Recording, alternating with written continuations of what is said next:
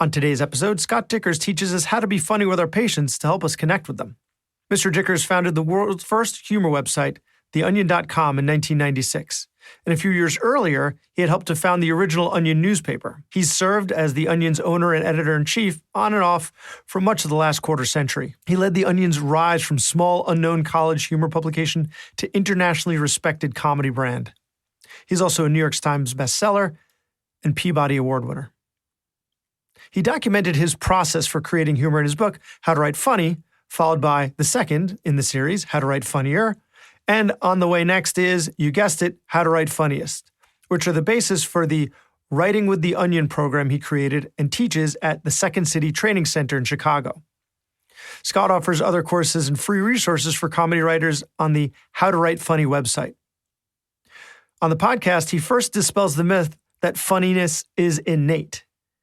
And then we dive into how to be funny, starting with how to just dip our toes in the water. He teaches us how to recover from a failed joke, how to joke about subjects that might seem taboo, and how to work humor into our office visits and lectures. Apparently, stand-ups are jealous of some of our mundane topics. He has a system of 11 funny filters, or types of humor, through which all jokes are made. And we go through which of these are the most and least appropriate for physicians to use with our patients. If you take nothing else away from this, the one rule to follow for comedy is to afflict the comfortable while comforting the afflicted. Pretty apropos for our profession. Welcome to the Physician's Guide to Doctoring, a practical guide for practicing physicians. Dr. Bradley Block interviews experts in and out of medicine to find out everything we should have been learning while we were memorizing Krebs cycle. The ideas expressed on this podcast are those of the interviewer and interviewee and do not represent those of their respective employers. And now, here's Dr. Bradley Block. Scott Dikkers, thanks so much for being on the podcast today. It is my pleasure. Thanks, Bradley. So, can you teach someone to be funny? For some of us, physicians, we're really starting with very little experience in that area. So, is it really possible to get from 0 to, 20 miles per hour in terms of funny? Yeah, it totally is. And it's so funny to me that myth that comedy is unteachable persists because the evidence is so overwhelming. You know, they have comedy training centers like the Second City and the Upright Citizens Brigade, and people go in there with nothing. They go in there like shy accountants who never thought they were funny, and they come out the other end getting jobs on Saturday Night Live. So I'm one of those people too. Like, I grew up a totally unfunny person, a shy kid who was just really socially awkward. And when I tried to be funny, because I discovered Mad Magazine and wanted to be funny, it was painfully terrible. Like, I just was awful, but I loved doing it. I kept doing it. I practiced. Like with anything, you practice, you get better. And pretty soon, I'm a celebrated humor, whatever I am, you know? So now for the doctors listening, they now know even if they're not funny, they can learn to be. It just takes practice. I think there's this author actually she's a researcher that I often refer to on the show, Carol Dweck, and she wrote this book called Mindset. That if you have a growth mindset, you can actually improve in aspects that people think of as like being fixed in your personality. And I think funny is one of those things, right? Like, you start off at 3 years old, you make some people laugh, you realize, I can get a rise out of people.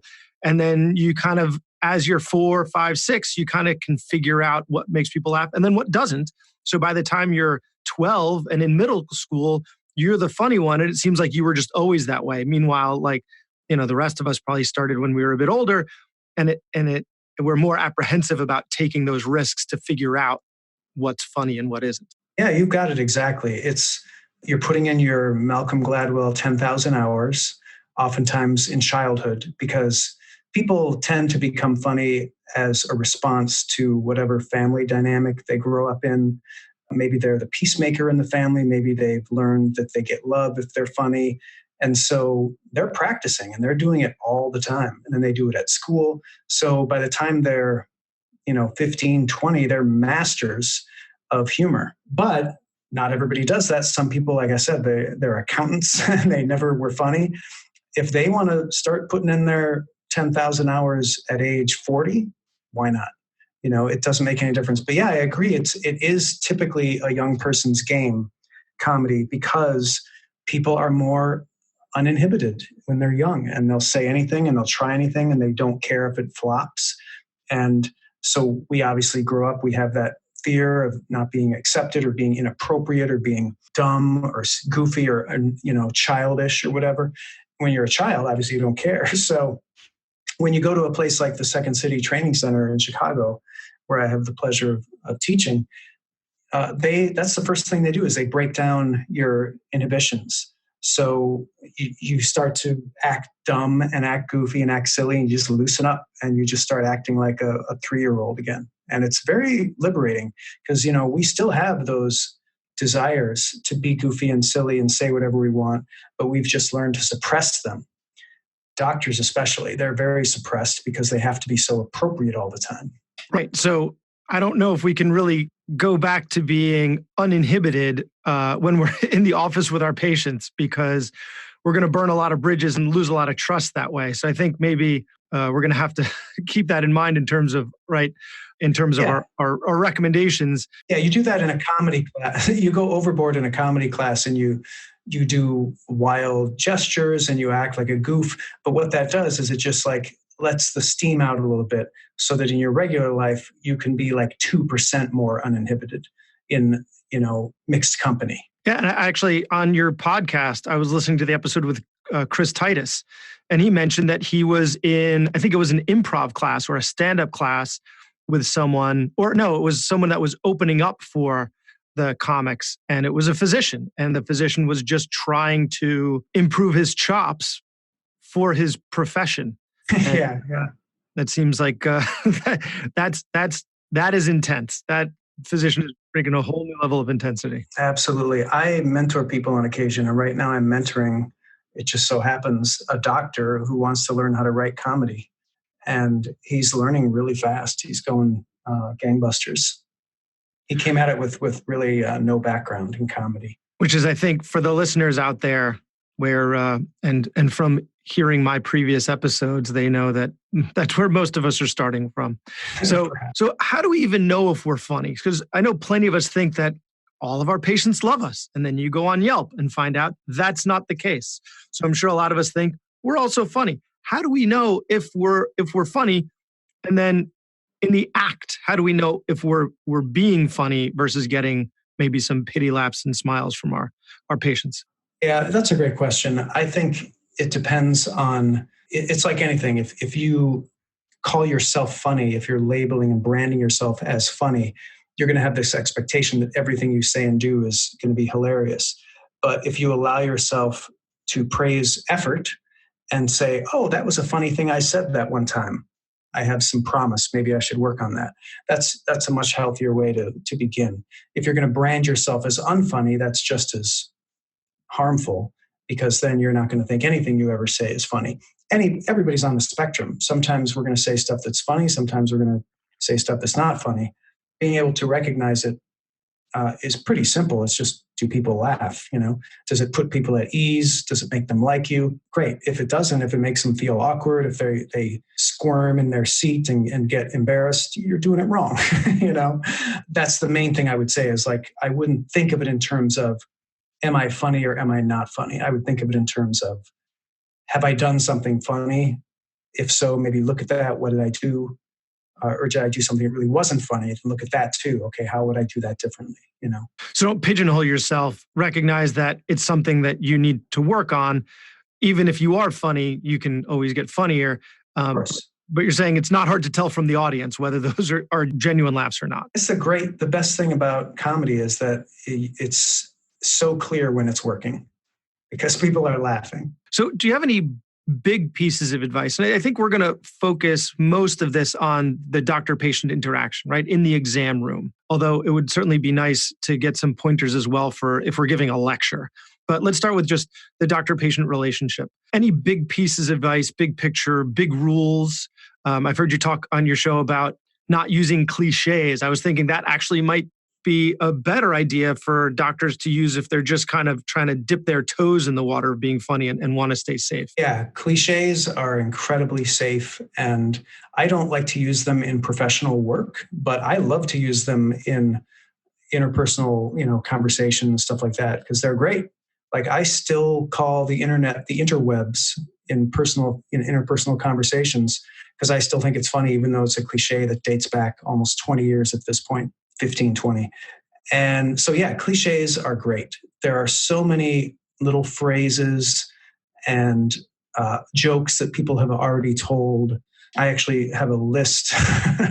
I should plug this. If you go to howtowritefunny.com, there's what is the link? I'm going to look that up. We'll include that in the show notes. Yeah. Okay, great. I won't look it up. But if you go to howtowritefunny.com/list, I think it is, you get this list of cliches, and there's literally like 150, 200 of them, of just these little phrases, little jokes that are kind of guaranteed laugh getters.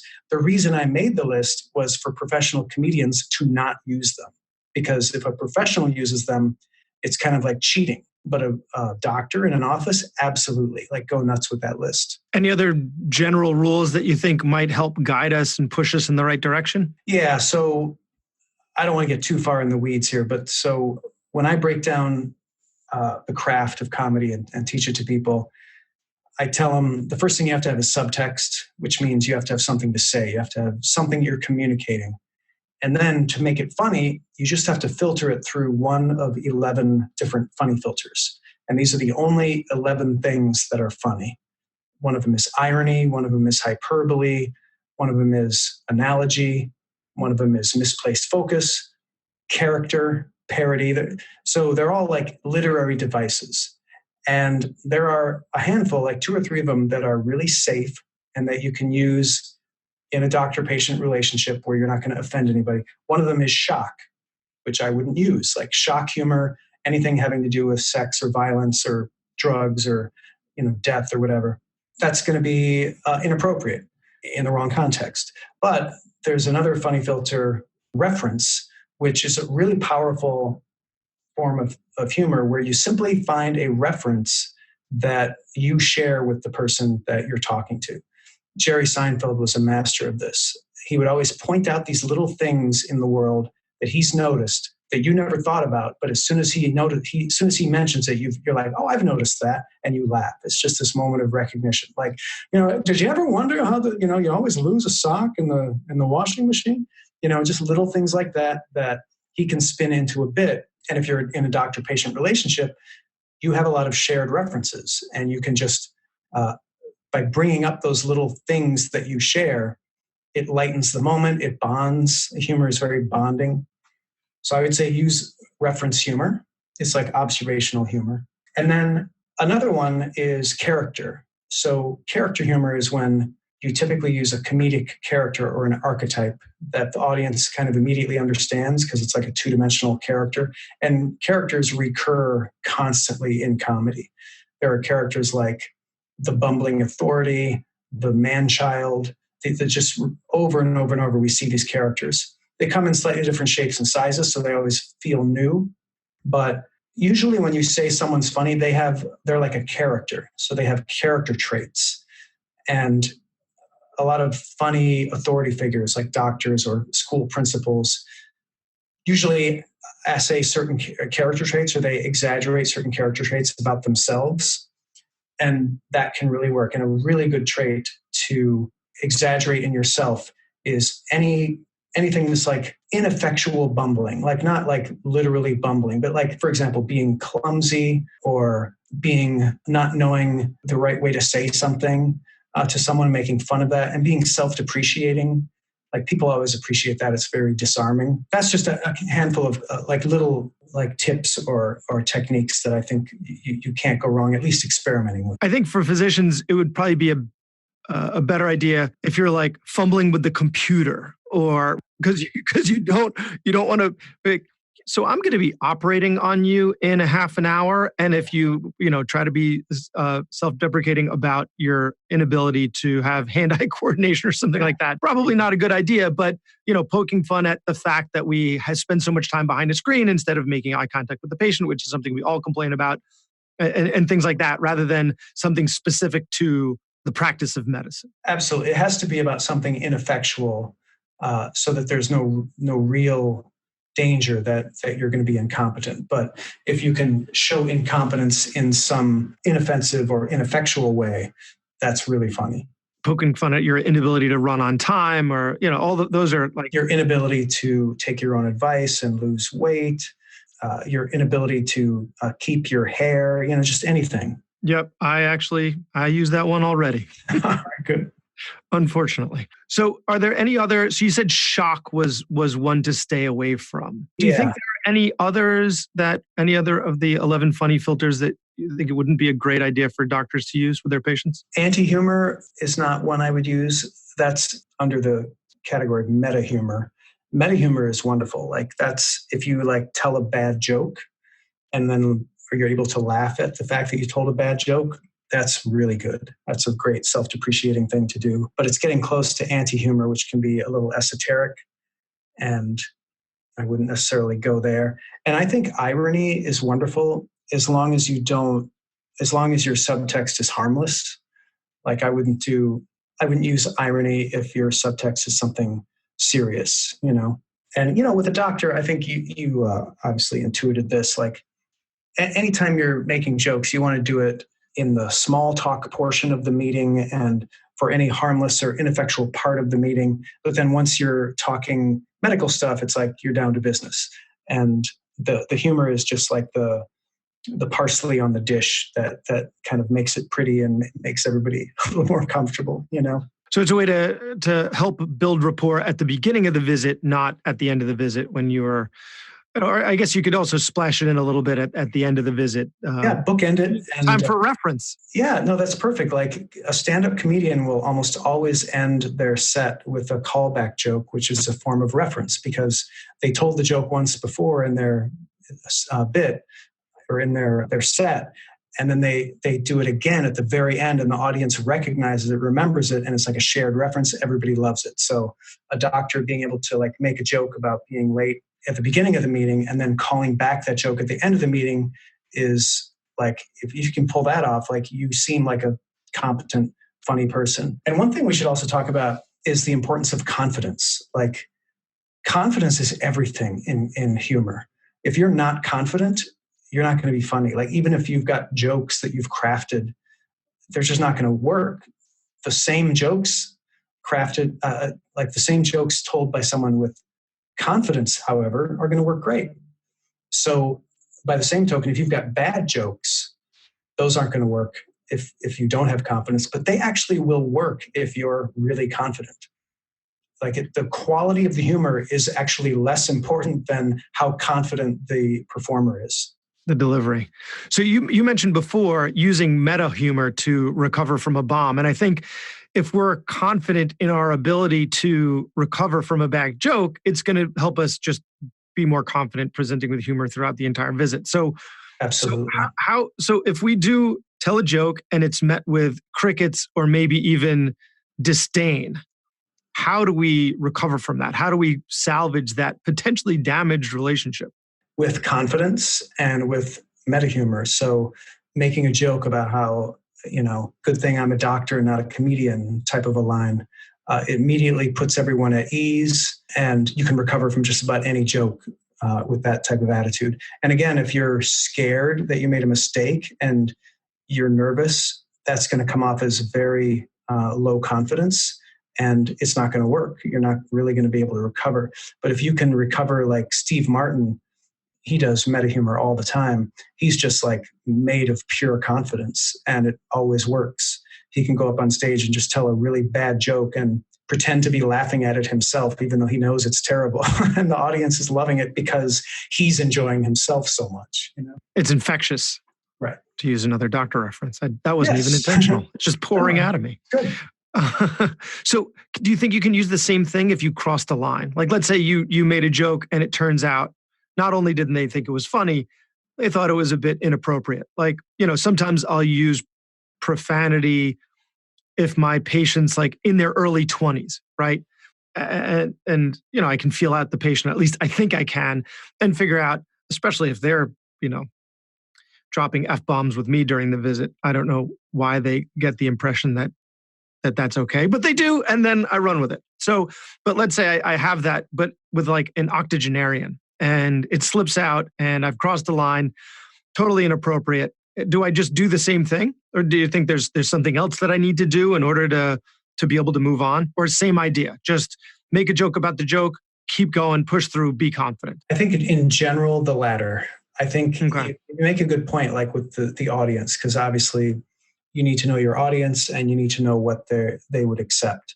And so if you've got like a conservative church-going octogenarian and you're dropping the C word and F-bombs in your appointment with that person, it's going to be really hard to recover from that. And so just don't do it. Just don't do that. And swearing is, that's not the most shocking thing you can do. You can make jokes that really offend people or make them feel like they've been attacked. And it is really hard to recover from that. So for swearing, absolutely. I would make a joke about, I thought I was going to get bleeped, or, if you sense that somebody isn't ready for swear words, there are jokes to be made. And I think in this day and age, swearing has become more acceptable because like all the presidential candidates are swearing now on TV. I don't know if you've noticed that. This is very new. And it's just a thing. And also because we have the internet instead of TV. And yeah, for everybody except the octogenarian, it's not as offensive. But let's say you told a joke that really crossed a line and was offensive.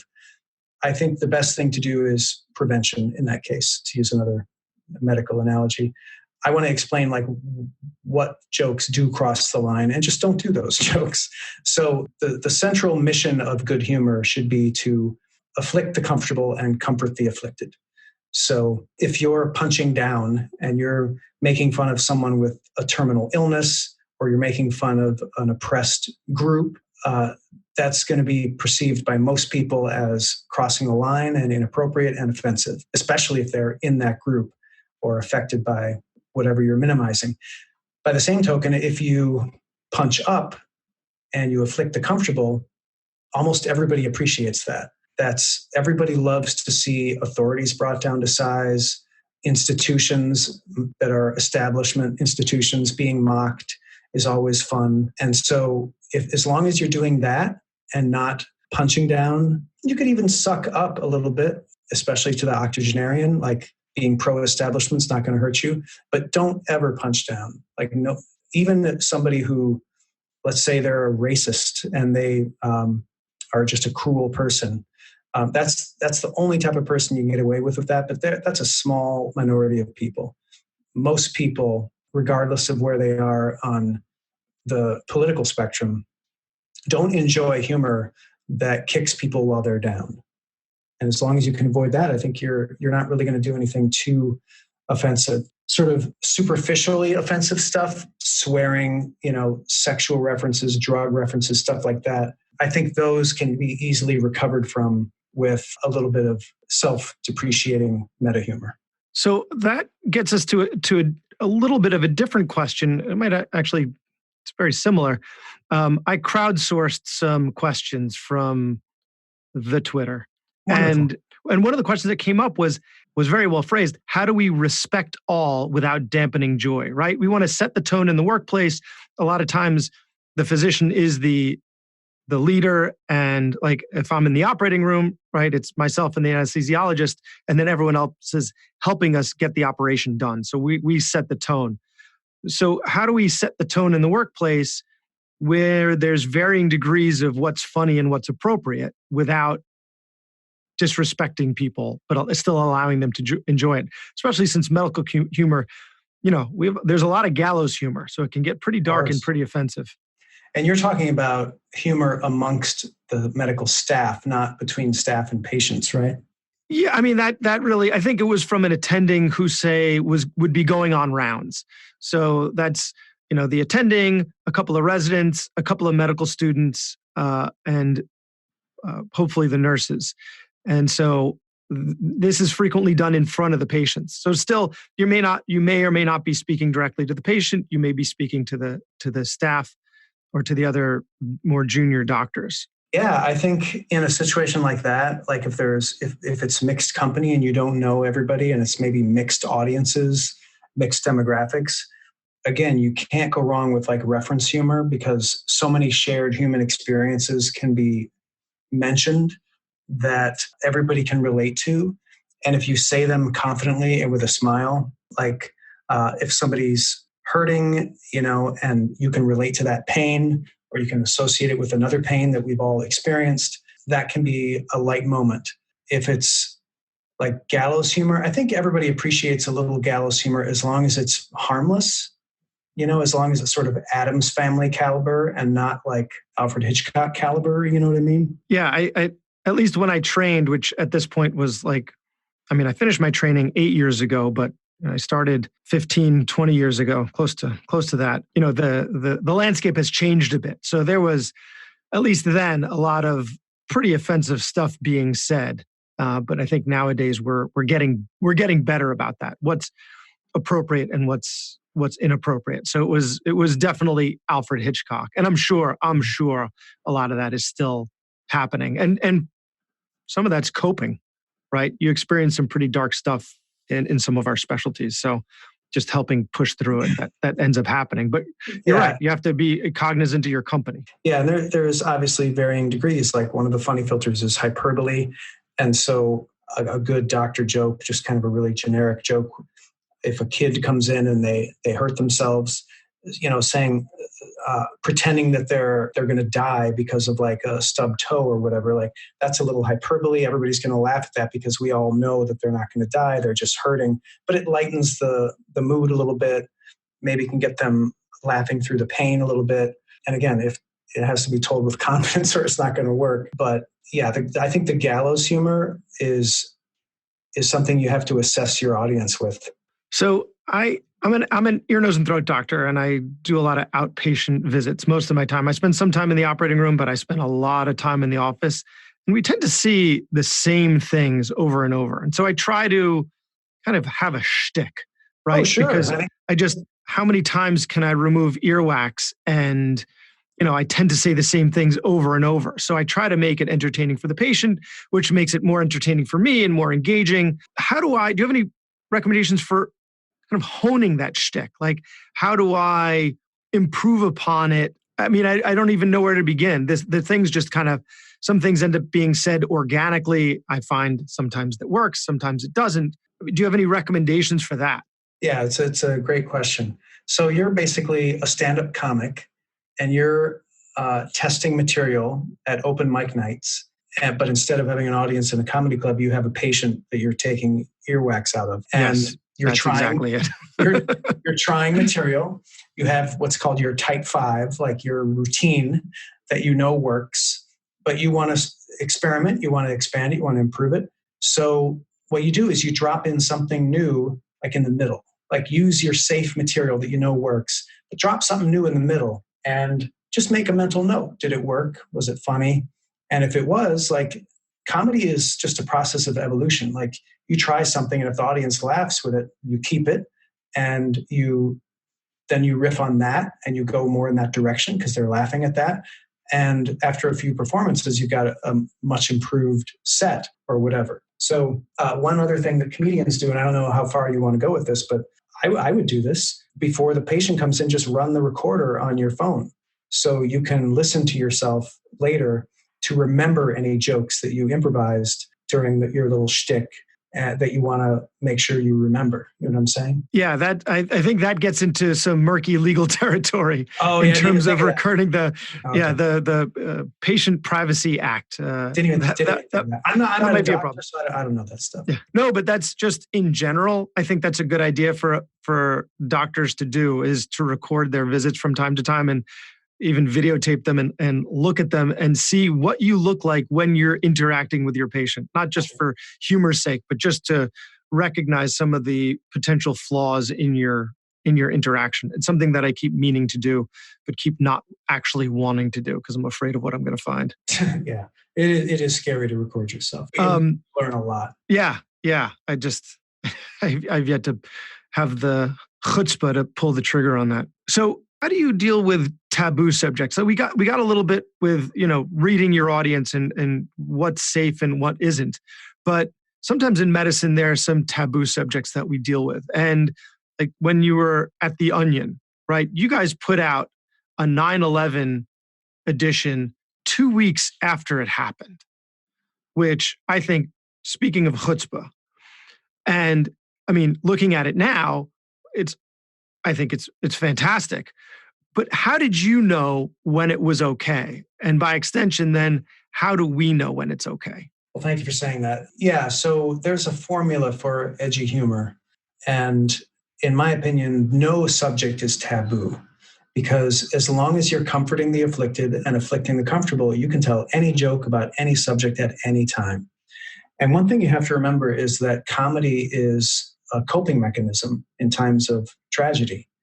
And sometimes in a tragedy, we sort of revert to our reptilian brain, our survival brain, and we're not in our higher brain function. We're not in the higher reasoning, or that's where humor is. We're just not there. And so once we can laugh again, like it returns our humanity in a way. So it's a very cathartic and powerful sort of healing mechanism, humor. And it's really important to remember that in dealing with taboo subjects. So yeah, my first response there is I don't believe there are any taboo subjects as long as you're using the formula. So here's the formula for doing edgy humor. So if you can get perilously close to the wrong target, meaning perilously close to afflicting the afflicted or comforting the comfortable, but not actually doing it, just like getting perilously close.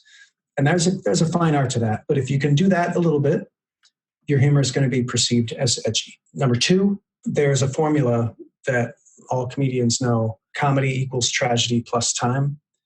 And one way to make your humor a little edgier is to reduce or eliminate entirely the time part of that equation. So experiment with how soon you can do something. And there's a great cliche that you can always use, the whole too soon. People are going to laugh at that. It's a cliche that a professional wouldn't use at this point, but a layperson could totally use that to do some self-depreciating meta humor after a joke bombs. And then the third way to make something edgy is to just insert a little bit of shock.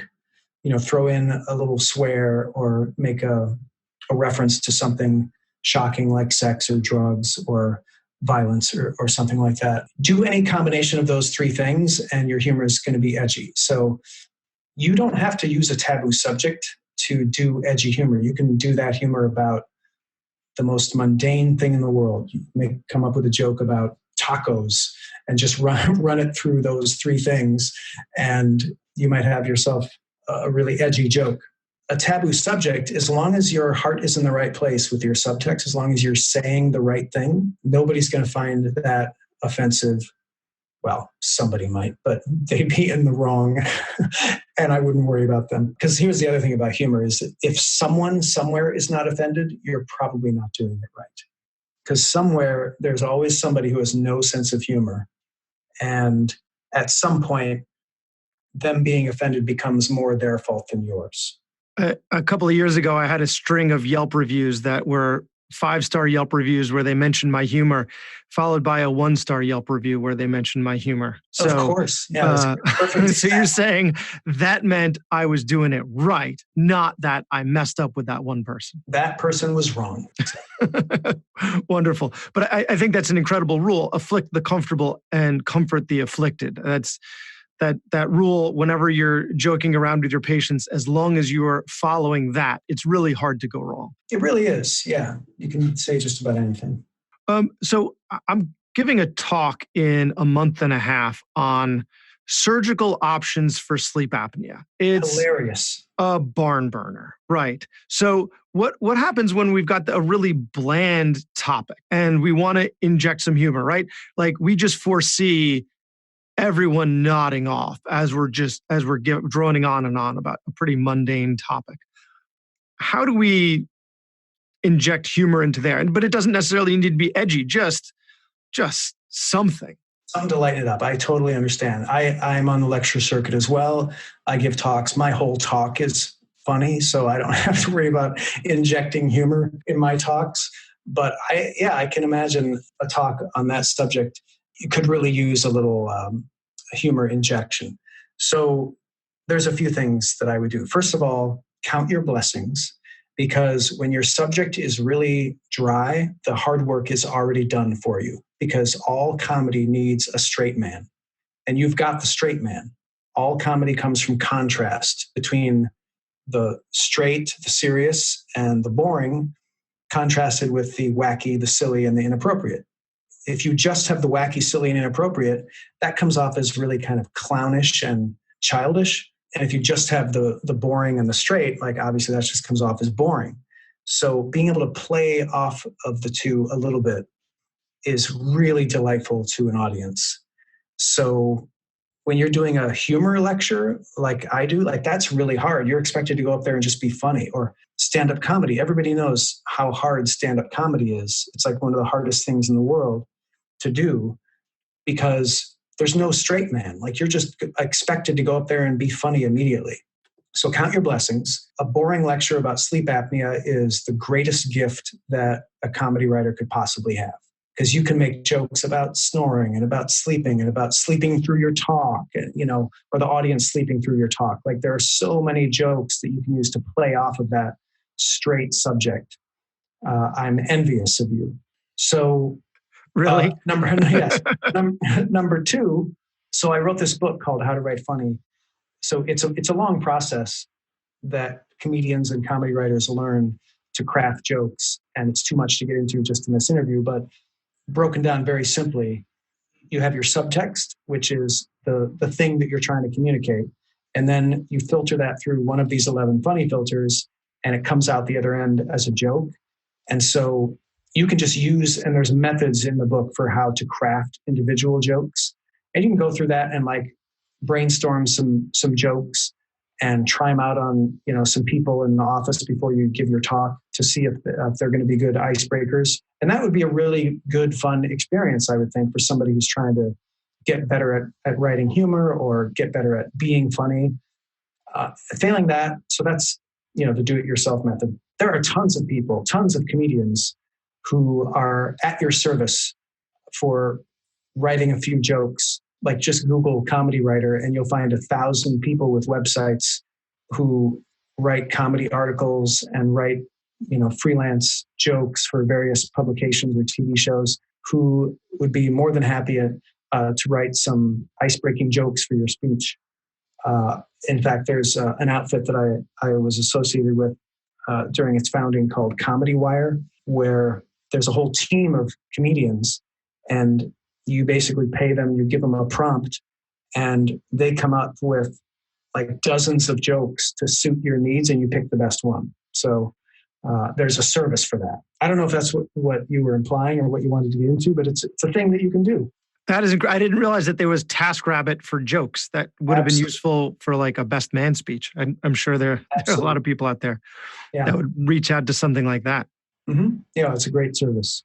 So is there any message that you'd want to give to your doctor about maybe how he or she, let's say that individual happens to be listening, and you wanted to give that person a pointer about how they could lighten up the visit a little bit and maybe joke around with you a little more, maybe before or after the prostate exam? That's always an easy one for humor. What message would you have? That's a good question. I want my doctor to laugh at my jokes. That's what I want. Like, I don't want my doctor to be funny. I didn't go there for entertainment. I went there for medicine.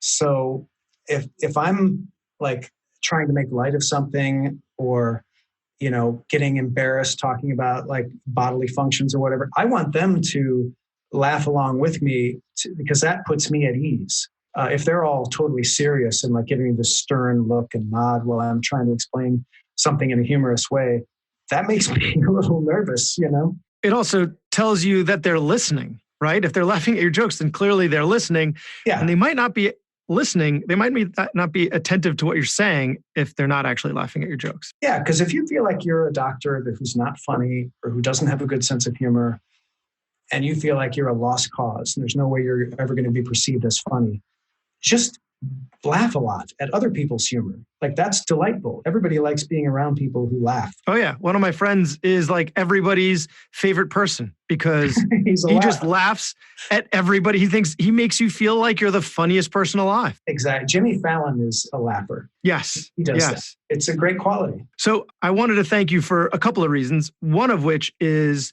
as an ear, nose, and throat doctor, we're not often thought of that much. Like if there's a list of which Game of Thrones character is most like your specialty, they'll talk about orthopedic surgeons and anesthesiologists. But there was an Onion article titled, "You get into this business for the ear and the nose, but the throat really grows on you." So I really appreciate the shout out to our little thought of specialty. You're welcome. I'm glad you noticed that. So can you tell us a bit about your books, but specifically How to Write Funny and How to Write Funnier, and your podcasts for people interested that want to take a deeper dive into how to be funny? Yeah. So, after spending a lifetime in the comedy business, I was a cartoonist. I had a comic strip for many years. And then I got into The Onion. I was one of the founders and was on and off at The Onion for like 15, 20 years. And when I got out, I felt like I was really good at crafting jokes because I had done it so much that I decided I needed to put it down in a book. That's a very simple how-to book called How to Write Funny that spells out the formula that professionals use to write comedy. And it's done pretty well. And that book focuses on jokes because I believe the first step to learning how to write comedy is you have to be able to craft a one-line joke. And the sequel, How to Write Funnier, is more about how do you expand that into a longer bit or a set or like a short comedy article or maybe a sketch, a comedy sketch. And there's a third book coming called How to Write Funniest, which is about how to use the power of a writing team to really elevate the quality of the humor by putting brains together. And then I recently wrote another book called Outrageous Marketing, the story of The Onion and how to build a popular brand with no marketing budget, which was just there are so many wacky antics in the early days of The Onion, all the times we almost got sued and all the times we got in trouble. And it was really just a fun and crazy time. But there's also a lot of lessons to be learned about building a business because The Onion started with nothing and no investor. And now it's like a multi-million-dollar worldwide brand. So I kind of mix those two, personal remembrance and like business book. I'm pretty happy with that book. And yeah, the podcast is called How to Write Funny. And I interview professional comedians, comedy writers, people in the comedy business about how they do what they do. And my website is howtowritefunny.com, where I give people advice on how to write comedy professionally. And I think that's the long and short of it. Well, clearly, the prolific writing career, the podcasts, the speaking, Second City, you're extremely busy. So I really appreciate all the time you've taken out to teach us how to connect a little better, how to use humor to connect a little better with our patients. Because with that, we can have more impact. So I think you've helped a lot of patients get better through this podcast. So I appreciate that. Plus all the laughter that you've created. I hope so. The best medicine. It was my pleasure, Bradley. Thanks for having me. That was Dr. Bradley Block at the Physician's Guide to Doctoring. He can be found at physiciansguidetodoctoring.com or wherever you get your podcasts. If you have a question for a previous guest or have an idea for a future episode, send a comment on the webpage. Also, please be sure to leave a 5-star review on your preferred podcast platform. We'll see you next time on the Physician's Guide to Doctoring.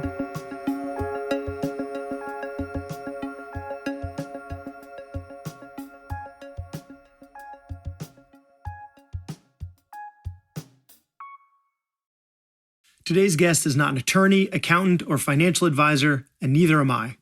This information should not be considered personalized financial advice, and we will not be held liable for the use of any information contained within this interview. It is your responsibility to verify anything you've heard using other trusted and reputable resources.